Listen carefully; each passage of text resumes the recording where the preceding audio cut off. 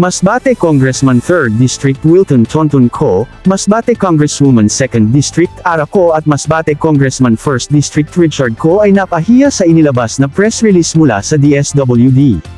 Ang AKAP o ayuda para sa kapos ang puhunan ay inaangkin nila, buti na lang nagsalita na si Secretary Gatchalian. Pondo ng programang AKAP, AICS galing sa DSWD budget.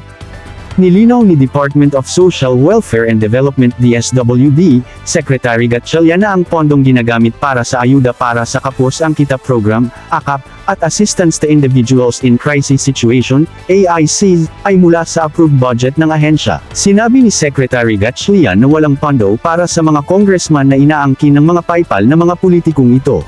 Again, let me just state for the record, wala hong pondo ang congressman. Yung pondo ko, these are department disbursed funds, sabi ni Secretary Gatchalian sa ginanap na budget deliberation sa Senado nitong Lunes, October 14, hinggil sa DSWD proposed budget para sa 2025. Mas mabuti na lang na ipinaalam kaagad ni Secretary Gatchalian sa press release para alam ng taong bayan, tulad kasi dito sa Masbate lalo na ng pamilya ni Masbate Governor Antonio Co na ang lakas makaangkin sa mga ayudang mula sa national proposed budget para sa mga national agency.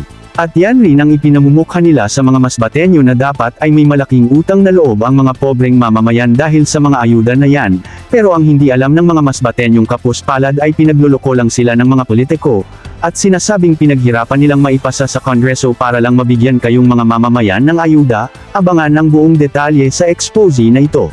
Huwag maniniwala sa mga salitang galing sa mga congressman ng Masbate na ginagamit ang mga ayuda para sa pagpapabango at sa darating na eleksyon.